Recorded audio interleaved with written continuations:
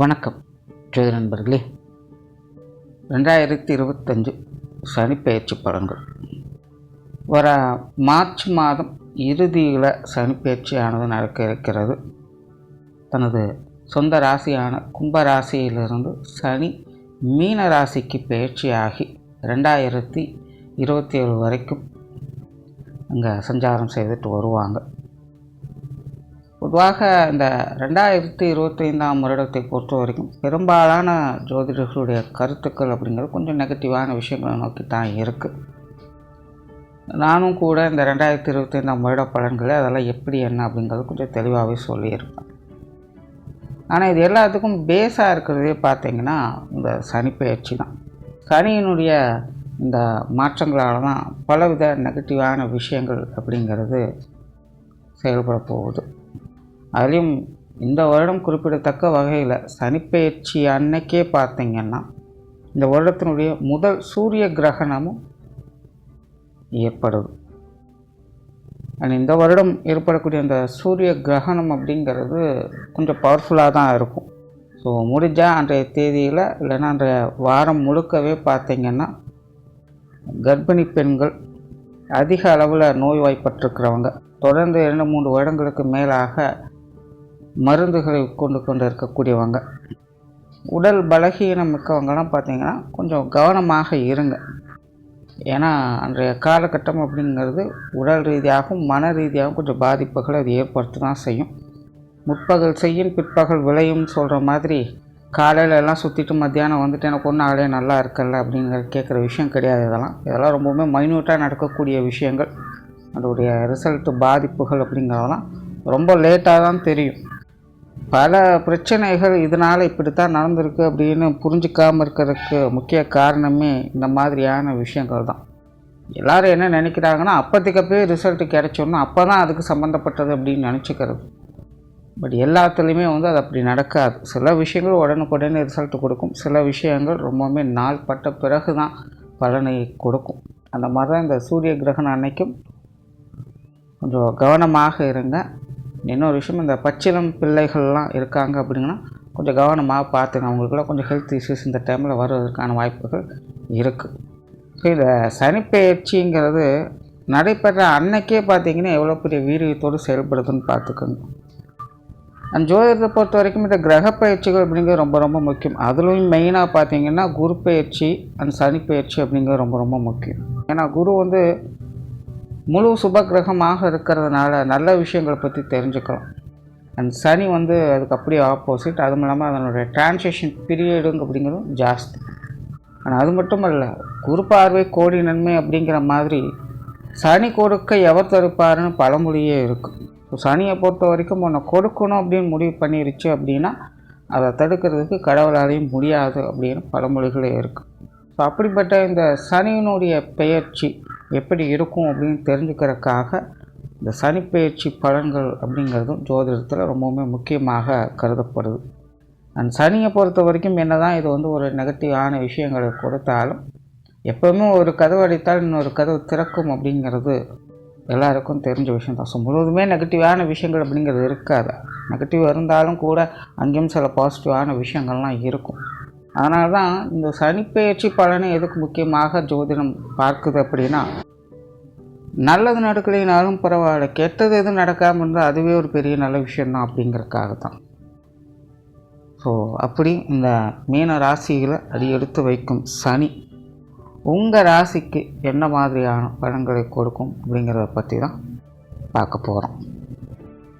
மீன ராசி. மீன ராசிக்கு 11ஆம் இடத்திற்கும் 12ஆம் இடத்திற்கும் அதிபதியாக வரக்கூடிய சனி இனி அடுத்த 2.5 வருட காலங்களுக்கு உங்களுடைய ராசியில் சஞ்சாரம் செய்துட்டு வரும். மீன ராசிக்காரங்களுக்கு ராசி ரீதியாக இப்போது 7 சனி அப்படிங்கிறது நடந்துக்கிட்டு இருக்குது. அதில் விரயச்சனி முடிந்து இப்போது ஜென்மச்சனி அப்படிங்கிறது ஆரம்பிக்குது. ஆக அடுத்த 2.5 வருட காலம் அப்படிங்கிறது மீனராசிக்காரங்களுக்கு ஜென்மச்சனி காலம் அப்படிங்கிறது செயல்பட்டுக்கிட்டே இருக்கும். பொதுவாகவே சனியை பொறுத்த வரைக்கும் இந்த 7 சனி காலகட்டங்களில் ஆரம்ப காலகட்டங்களில் கலவையான பலன்கள் இருக்கும். அதாவது பாசிட்டிவும் இருக்கும், நெகட்டிவும் இருக்கும். மத்திய காலகட்டங்களில், அதாவது ஜென்மச்சனி காலகட்டங்களில் சனியினுடைய வீரியம் அதிகமாக இருக்கும். உண்மையில் அந்த காலகட்டங்களில் நிறைய பிரச்சனைகளை வாழ்க்கையில் சந்திக்கிறது. கடைசி காலகட்டம் பாதச்சனி காலகட்டம் அப்படிங்கிறது பெருசாக பாதிப்புகள் இருக்காது. அதாவது மேற்கொண்டு புதிய பிரச்சனைகள் அப்படிங்கிறதெல்லாம் எதுவும் வராது. பழைய பிரச்சனைகளும் உழண்டு கொண்டு இருப்பாங்க. ஸோ அது ஓரளவுக்கு சமாளிச்சிக்கக்கூடிய நிலைகளை அது கொடுக்கும். ஸோ சனியினுடைய 7 சனி காலம் அப்படிங்கிறது இப்படி தான் வேலை செய்யும்.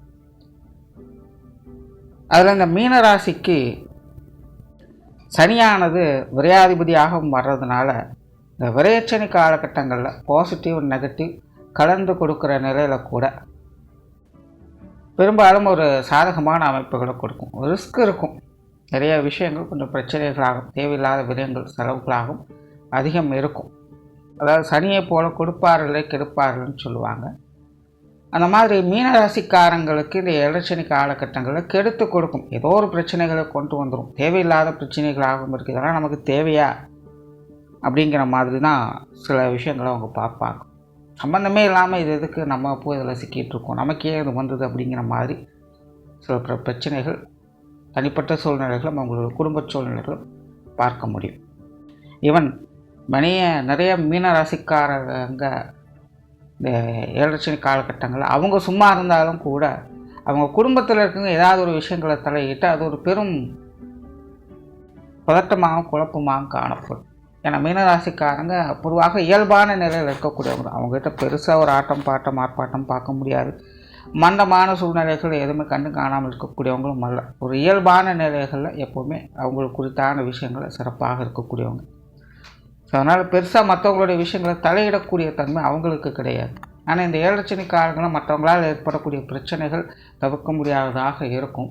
ஸோ இவங்க மூலமாக அல்லாமல் இவங்க குடும்பத்தார் சார்ந்தால் இவங்களுக்கு நெருக்கமானவர்கள் சம்மந்தப்பட்ட விஷயங்களால் சங்கடங்கள் அப்படிங்கிறது போய்கிட்டு இருக்கும். ஸோ இந்த 7 சனி காலத்தில் மெயினாக இந்த விரையச்சனி காலகட்டங்கள்லாம் இந்த மாதிரி பிரச்சனைகள் அதிகம் பார்த்து வந்திருப்பாங்க.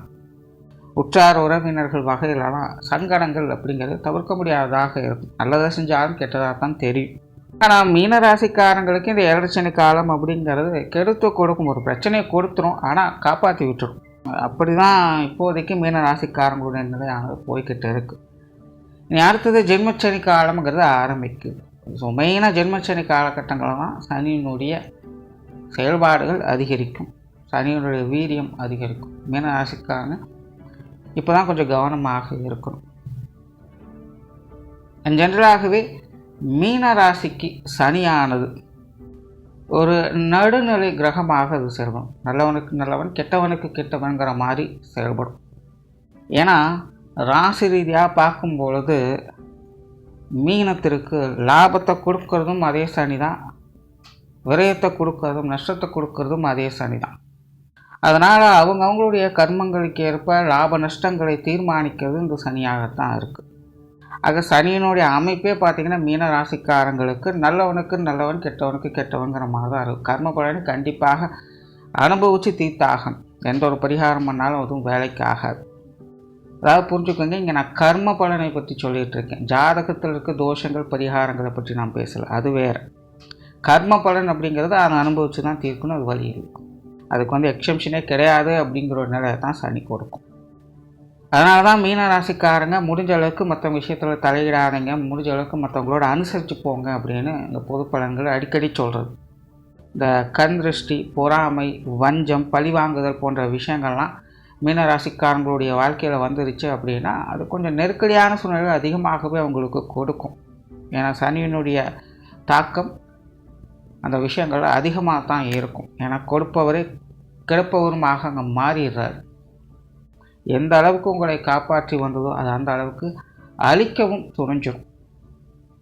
ஸோ அதனால் மீனராசிக்காரங்க எப்போவுமே உங்களுடைய காரியங்களில் மற்றவங்க சம்பந்தப்பட்ட விஷயங்களில் அனுசரித்து போவது, சுமூகமாக இருப்பது அப்படிங்கிற மாதிரியான விஷயங்களை அமைச்சிக்கிறது உங்களுக்கு என்றைக்குமே சிறப்புகளை கொடுக்கும். ஸோ இந்த ஜென்மச்சனி காலம் அப்படிங்கிறது மீனராசிக்காரங்களை பொறுத்த வரைக்கும் இது கொஞ்சம் நெருக்கடியான சூழல் தான். பொதுவாகவே எல்லாருக்குமே ஜென்மச்சனி அப்படிங்கிறது அதிகமான தாக்கத்தை ஏற்படுத்தும். கொஞ்சம் நெகட்டிவான விஷயங்கள் அப்படின்னு தான் சொல்லணும். யாருமே தப்பிக்கிறதுக்கு வழி கிடையாது. அவங்களுடைய உண்மையான லட்சணம் என்ன, அவங்களுடைய உண்மையான கர்ம பலன் என்ன அப்படிங்கிறதெல்லாம் இந்த ஜென்மச்சனி காலத்தில் தான் பார்க்க முடியும். நம்ம நல்லவங்களா கெட்டவங்களா, இதனால் வரைக்கும் நம்ம நல்ல முறையில் வாழ்ந்திருக்குமா இல்லை கெட்ட முறையில் வாழ்ந்திருக்குமா அப்படின்னு நமக்கே காட்டக்கூடிய ஒரு காலகட்டம் தான் இந்த ஜென்மச்சனி காலகட்டம் தான். ஸோ இந்த ஜென்மச்சனியில் பெருசாக எனக்கு எந்த பிரச்சனையும் எழுப்பானாலும் தப்பிச்சு வந்துட்டேன் அப்படின்னு சொல்கிறாங்க அப்படின்னா ஓகே, அவங்களாம் இது வரைக்கும் நல்ல விதமாக தான் ஒரு வாழ்க்கையை வாழ்ந்து வந்திருக்காங்க அப்படின்னு எடுத்துக்கலாம். இல்லை கஷ்டப்படுறாங்க, பிரச்சனையாகவே இருக்குது, வாழ்க்கையில் முன்னேற முடியல அப்படிங்கிற சூழ்நிலை வந்துச்சுன்னா இதனால் வரைக்கும் அவங்க கொஞ்சம் தேவையில்லாத விஷயங்கள் ஈடுபட்டு இருக்காங்க, அதெல்லாம் கொஞ்சம் மாற்றிக்க வேண்டியது இருக்குது அப்படின்னு புரிஞ்சுக்கணும். அதையெல்லாம் விட்டு மேற்கொண்டு இனி நல்ல விஷயங்களாக மாற்றுவது எப்படி அப்படிங்கிறத பற்றி யோசிக்க ஆரம்பிக்கணும். பட் அதெல்லாம் தெரிஞ்சுக்கிறதுக்கு இந்த ஜென்மச்சனி காலம் அப்படிங்கிறது முடிவு பெறணும். அதுக்கப்புறம் தான் தெரியும் எது சரி, எது தவறு, எது உண்மை, எது பொய், வாழ்க்கைனா என்ன, நம்ம எதுக்காக வந்திருக்கோம், நம்மளுடைய தேவை என்ன, நம்ம தேவையில்லாத விஷயத்தில் எதுலெல்லாம் செயல்பட்டுக்கிட்டு இருக்கோம், அப்படி அவங்களை பற்றி அவங்களுக்கே புரிய வைக்கக்கூடிய காலகட்டமாக இந்த ஜென்மச்சனியானது செயல்படும். இதனால் வரைக்கும் இதுதான் வாழ்க்கை, இதுதான் லட்சியம், இப்படித்தான் இருக்குது அப்படின்னு ஒரு கோடு போட்டு அதுக்குள்ளே வாழ்ந்துட்டு இருப்பீங்க. ஆனால் இந்த ஜென்மச்சனி காலத்தில் நடக்கக்கூடிய விஷயங்கள் தான் அதெல்லாம் அப்படி இல்லை அப்படிங்கிறது உங்களுக்கு நிரூபிக்கும். நீங்கள் சரியான வழியை தான் தேர்ந்தெடுக்கிறீங்களா இல்லை ஏதாவது மாற்றி பிரயாணம் பண்ணிகிட்ருக்கீங்களா அப்படிங்கிறத உங்களுக்கு புரிய வைக்கும். ஸோ இந்த ஜென்மச்சனி காலத்தை மீனராசிக்காரங்க ஒரு பாடமாக எடுத்துக்கணும். தவிர மீனராசி அப்படிங்கிறது குருவனுடைய வீடு.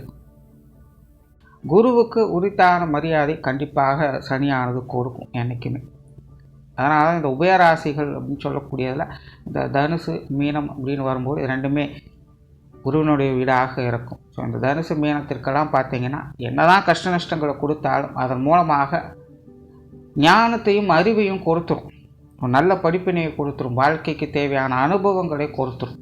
ஸோ அதுதான் சனியினுடைய பெரிய விஷயமாக ஒரு பாக்கியமாக அங்கே அமையும். ஸோ அதை புரிஞ்சுக்கிறவங்க அடுத்தடுத்து வரக்கூடிய காலகட்டங்கள் அதன் மூலமாக நன்மைகளை தான் பார்ப்பாங்க.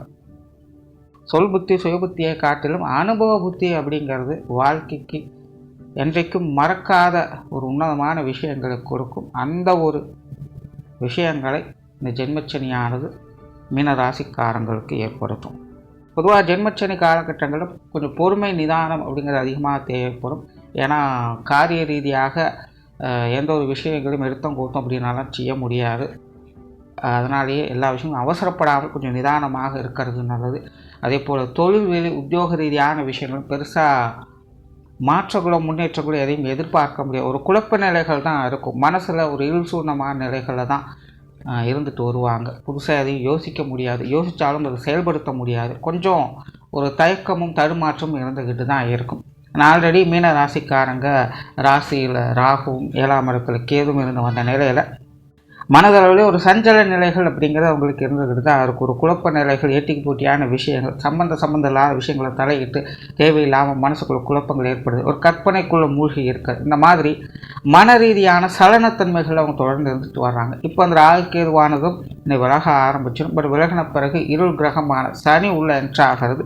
இது மேலும் கொஞ்சம் குழப்ப நிலைகளை கொடுக்கத்தான் செய்யும். ஆகையினால் இந்த கரியர் பேஸ்டான விஷயங்கள்லாம் மீனராசிக்காரங்க இப்போதைக்கு விட்டு பிடிப்பது நல்லது. அதாவது என்ன வருதோ அதை ஏற்றுக்கொள்ளுங்கள். நீங்களாக மேற்கொண்டு எதையும் செய்ய வேண்டாம், புதிதாக எதையும் முயற்சிக்க வேண்டாம்.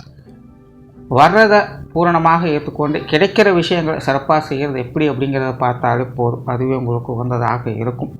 வெளியூர் வெளிநாடு சம்மந்தப்பட்ட விஷயங்கள் சாதகமாக இருக்கும்.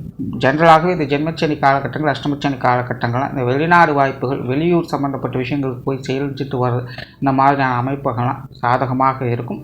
ஏன்னா ஒரு காலகட்டங்களில் அதெல்லாம் தோஷமாக பார்க்கப்பட்டது. பட் இன்றைய காலகட்டங்களில் அதெல்லாம் யோகமாக மாறிடுச்சு. ஏன்னா திரைக்கடல் ஒளியும் திரவியம் தேடு அப்படிங்கிறத எல்லாருமே கடைபிடிக்க ஆரம்பிச்சிட்டாங்க.